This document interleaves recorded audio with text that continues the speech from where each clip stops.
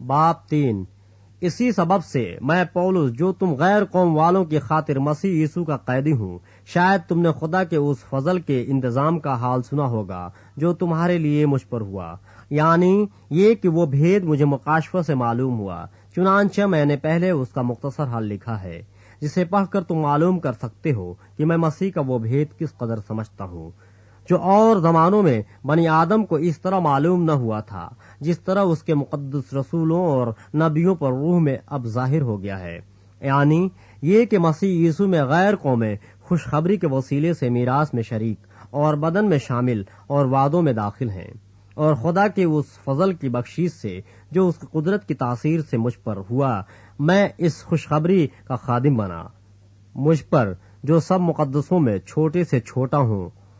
یہ فضل ہوا کہ میں غیر قوموں کو مسیح کی بے قیاس دولت کی خوشخبری دوں، اور سب پر یہ بات روشن کروں کہ جو بھید ازل سے سب چیزوں کے پیدا کرنے والے خدا میں پوشیدہ رہا، اس کا کیا انتظام ہے، تاکہ اب کلیسیا کے وسیلے سے خدا کی طرح طرح کی حکمت ان حکومت والوں اور اختیار والوں کو جو آسمانی مقاموں میں ہیں معلوم ہو جائے، اس ازلی ارادے کے مطابق جو اس نے ہمارے خدا بند مسیح یسوع میں کیا تھا، جس میں ہم کو اس پر ایمان رکھنے کے سبب سے دلیری ہے اور بھروسے کے ساتھ رسائی۔ پس میں درخواست کرتا ہوں کہ تم میری ان مصیبتوں کے سبب سے جو تمہاری خاطر سہتا ہوں ہمت نہ ہارو، کیونکہ وہ تمہارے لیے عزت کا باعث ہے۔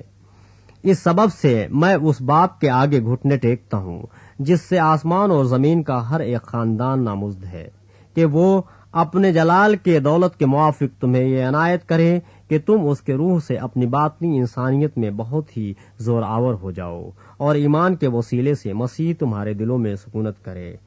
تاکہ تم محبت میں جڑ پکڑ کے اور بنیاد قائم کر کے سب مقدسوں سمیت بخوبی معلوم کر سکو کہ اس کی چوڑائی اور لمبائی اور اونچائی اور گہرائی کتنی ہے، اور مسیح کی اس محبت کو جان سکو جو جاننے سے باہر ہے، تاکہ تم خدا کی ساری معموری تک معمور ہو جاؤ۔ اب جو ایسا قادر ہے کہ اس قدرت کے موافق جو ہم میں تاثیر کرتی ہے، ہماری درخواست اور خیال سے بہت زیادہ کام کر سکتا ہے، کلیسیا میں اور مسیح یسوع میں پشت در پشت اور عبدالآباد اس کی تمجید ہوتی رہے، آمین۔